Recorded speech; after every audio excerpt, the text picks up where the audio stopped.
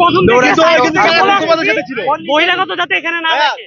আমি কিন্তু এই যে ওরে বলছি, বুঝছো, যে এই যে ট্রেনের স্টুডেন্ট গুলো তোমাদের সাথে কি করে, তো এটা কিন্তু প্রথম থেকে তোমাদের সাথে ছিল, এখন তোমাদের আগেই ওদেরকে সরাই দেওয়া দরকার ছিল। যাই হোক, না না না,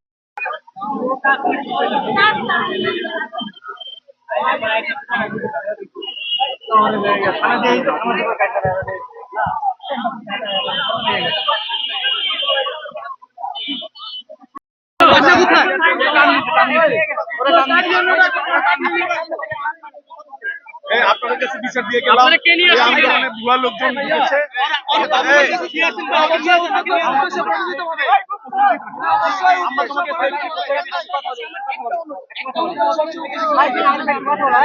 তুমি এখানে কি জন্য আসছো? হ্যালো,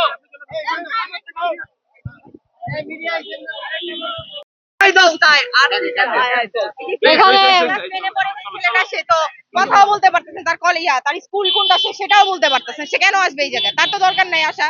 তার দরকার, তার জন্য আমাদের যে দাবিটা সেটা ঘুরে যাবে পরবর্তীতে, সেটা আমাদের দাবির কোনো রায় পাবে না।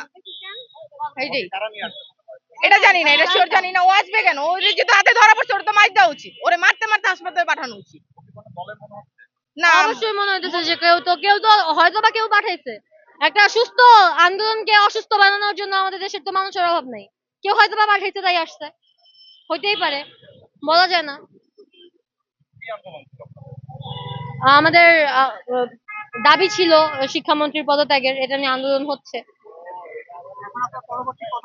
পরবর্তী পদক্ষেপ খুব সম্ভবত এখন আমাদেরকে কিছু জানানো হয়নি, কিন্তু আমরা হয়তোবা শিক্ষা ভবনের দিকে যাব।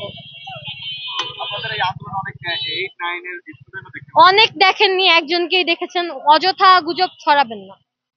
একজনই ছিল, তাকে নিয়ে পদক্ষেপ নেওয়া হচ্ছে, তো এখানে অনেক আপনারা বলতে পারেন না। কি হবে? ব্যাকআপ কি হবে?